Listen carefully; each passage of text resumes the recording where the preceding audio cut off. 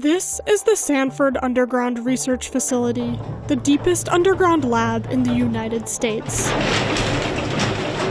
It's a converted mine where more than 10 experiments are being conducted. Experiments that can only take place far beneath the surface of the Earth. We will tour 3 different labs where scientists are studying dark matter, the nature of neutrinos, and geothermal energy. Finally, we'll look at the construction of one of the largest particle physics experiments in the world. This is Wired Field Trip. 4,850 feet below the surface, researchers make their way to their experiments every morning. On the deepest level, you might think that scientists are studying the Earth's core, but instead, these physicists need nearly a mile of rock to shield their experiments from the sun and space. First up, the Lux Zeppelin experiment, a dark matter detector known as LZ. LZ is a dark matter experiment trying to directly detect the dark matter particles that we think are flying through the Earth all the time. So, what exactly is dark matter? We think we know, as a species, how much stuff there is in our universe, but it turns out that the stuff that we understand, the stuff that makes us up, me up, the things that you see around me, is only about 5% of that total. So 95% of the universe's content is a mystery to humanity. Dark matter is often referred to as the invisible glue that holds everything together. Physicists and astronomers have been hunting it for decades, all the way up to Hugh. Here's how the dark matter detector works. So there are many, many layers to LZ. You start at the center with a large bucket of liquid xenon. Xenon is the heart of our experiment. It's the target material. It's what we hope that dark matter is going to interact with. This is a cross-section of the experiment. In the center is the element xenon in liquid form. The xenon is housed in a chamber that includes many layers. Not only various elements like titanium and gadolinium, but a huge water tank. And of course, 4,850 feet of rock. So there are charged particles constantly hitting our atmosphere.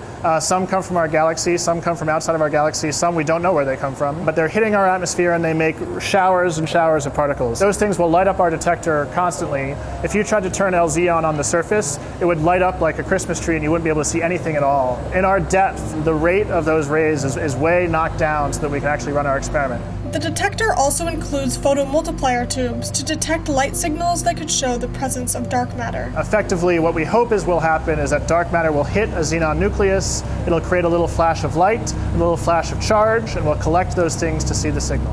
And all of that is housed in this whole facility. Hugh is going to walk us through what goes into maintaining the detector.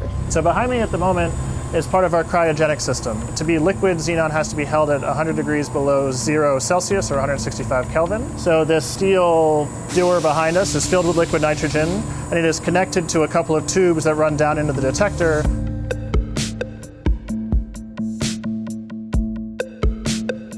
So here we have the wall of the LZ water tank. It was built underground, as you can see, welded from these sections. So this is filled with something like 70 gallons of water. So if I open this, 70,000 gallons of water would rush out and drown us all. So in front of us here, we have what we call the xenon tower, which is another part of the cryogenics. If you see these sort of big boa flexible lines, there's nitrogen running through those lines to come down to the xenon tower where we have a few heat exchangers that cools liquid xenon. The detector itself has 10 tons of xenon. That's about a quarter of the world's yearly xenon production. One of the reasons we really like xenon for this experiment is that it is very dense as a liquid. It's something like 3 kilograms per liter. So that is denser than aluminum. So if you put an aluminum block in our detector, it would float. Inside the detector is one of the most radio-quiet places on Earth. They've reduced the amount of radiation down to almost nothing. And there's so much more that goes into it. So these are our electronics racks. Here's our spare parts, the SRV, a neutron generator, heaters, cryocooler. So in this room, we have our xenon compressors. So there's xenon flowing through these gas lines, constantly being pumped to purify the detector. The majority of this experiment is the researchers collecting data and waiting and waiting and waiting for something to happen. So what happens if they discover dark matter?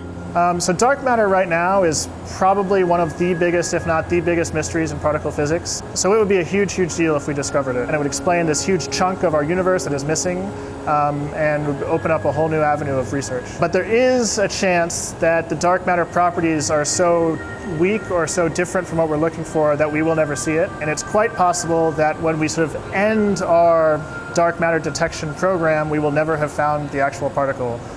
So that's a scary proposition, but it's true. Before LZ, there was a smaller detector. After LZ, there could be a bigger detector. The more they continue hunting, the more they can rule out what dark matter is or isn't. Nearly a mile underground, possibly the most concentration of xenon in the universe. They continue to wait until a small signal changes our understanding of where we came from. This is only the first experiment we're looking at today. Let's go check out another called the Majorana demonstrator. This is particle physicist Ralph Masajic.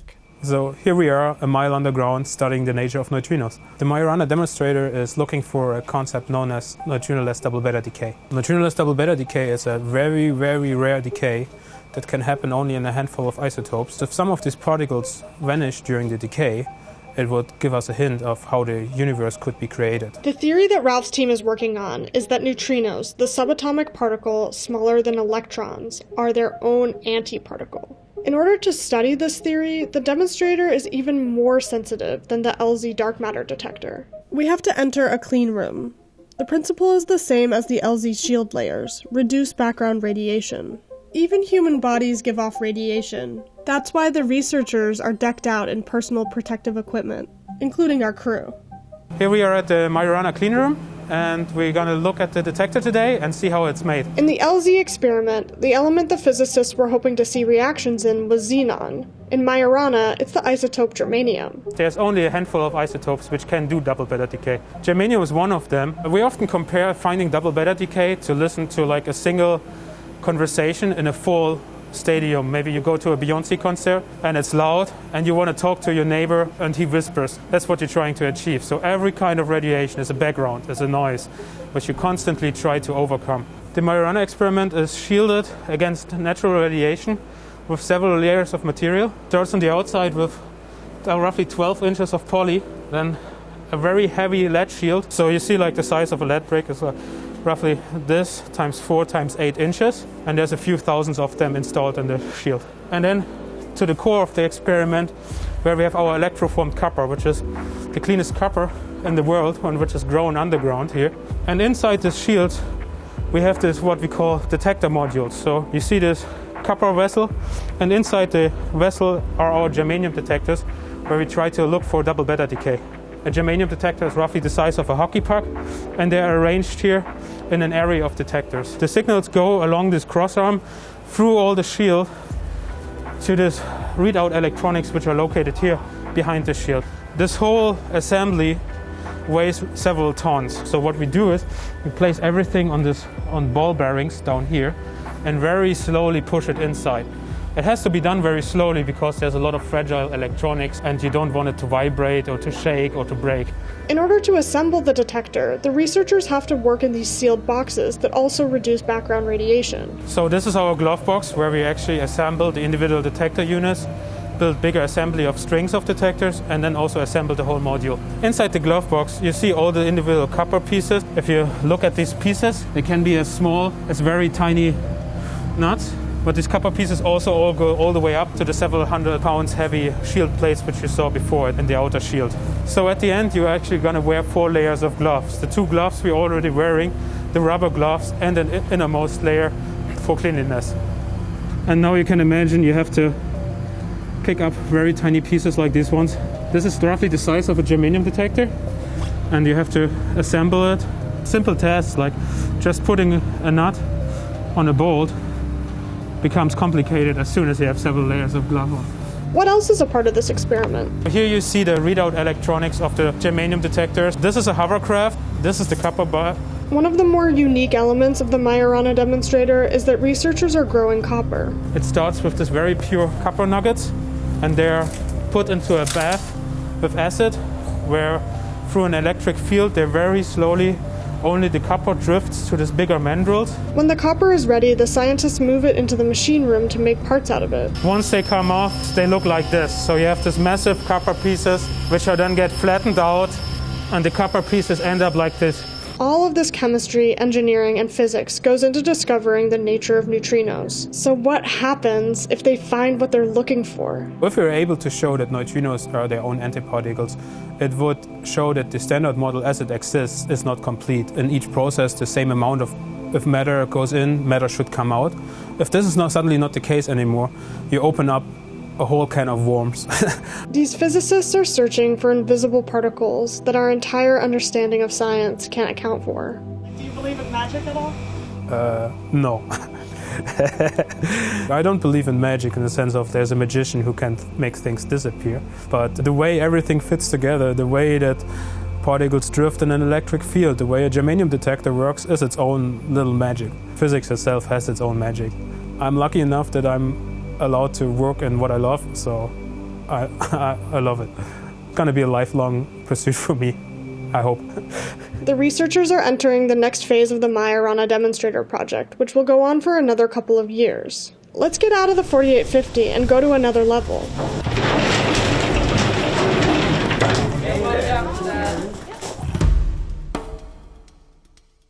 Welcome to the 4100, where we're studying geothermal energy.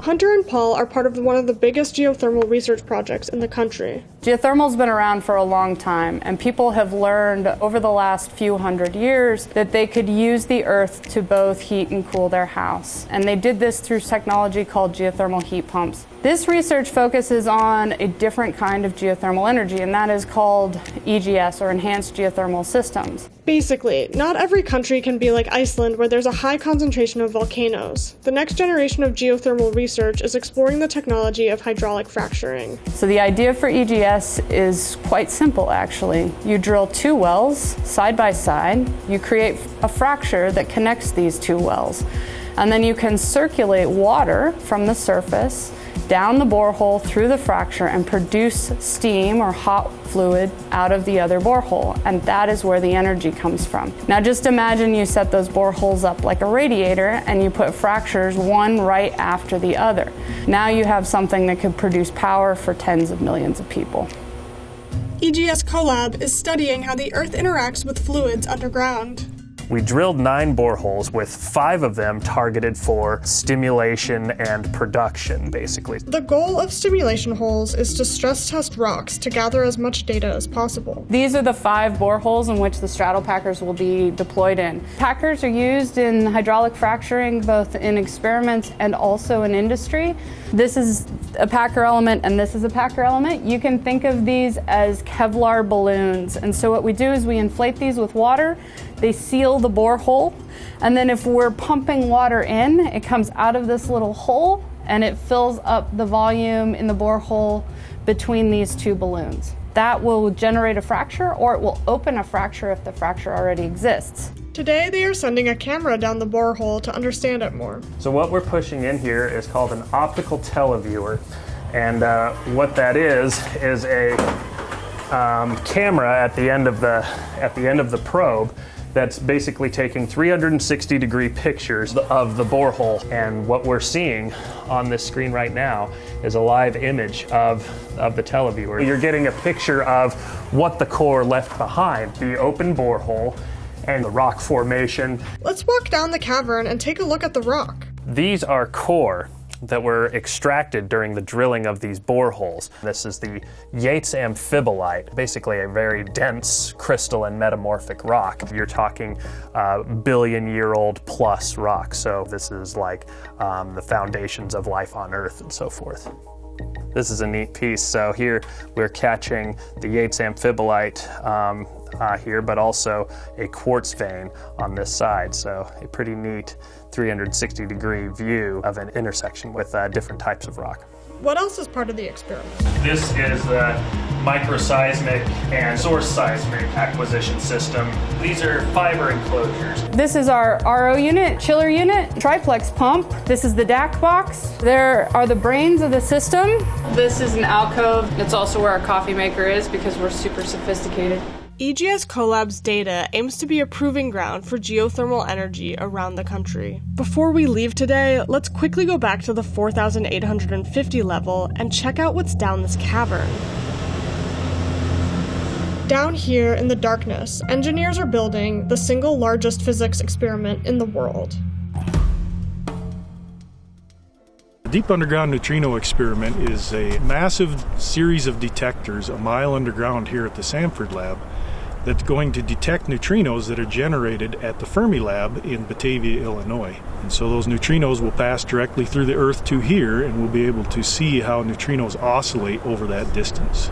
The detectors that we're building are going to hold 17,000 tons of liquid argon each. And to give you an idea of the scale of what that is, that's 63 feet across, 63 feet tall, and about 220 feet overall length per detector, and we've planned for 4 of these detectors. So you can picture the caverns that have to be built to house those large detectors. So when the neutrino reacts, it's going to create a flash of light, if you will, and by creating this drift inside of the argon, we can actually move that flash in a way that we can observe it. So overall construction of the LBNF and Dune project will take over 10 years. Building underground is like building a ship in the bottle. We have to disassemble everything into small enough pieces to take it down underground. And then when we get underground, we have to reassemble it in these large caverns, which are like the bottle. Everything we do is going a mile down a shaft, and it's got to fit inside that shaft. There's no two ways around it. We're not going to build a larger shaft. So everything has to consider that as we're designing and building this facility. Even though these mine shafts are around 90 years old, they are still state-of-the-art engineering. The hoists at this facility are very unique. In fact, there's 4 of them in the world that are like this, and they're incredibly well designed. They're a cylindrical conical drum, and so that conical section allows it to automatically slow down without changing the motor speed at all. As you go to the smaller diameter, you're getting less distance per rotation, and that helps you with the torque that's necessary to lift the conveyances. Everything about this project is unprecedented. The size of the caverns that are being built, a mile underground, unprecedented. The size of the detectors, unprecedented. The size of the collaboration, not quite unprecedented, but there's only about 3 that have ever happened that are of this magnitude. The type of science we're doing, the type of science that this facility in general is doing, is really unprecedented. And it's the type of things that my grandkids will read about in textbooks and be able to say, my granddad worked on that. This is the experiment that the particle physics community is really focused on as their top priority. There are so many other experiments going on at the Sanford Underground Lab that we don't have time for. On this level, biology experiments are looking at extremophiles. On this level, equipment testing for various industries in NASA. Now, we have to go above the surface. And that's our Wired field trip. See you next time.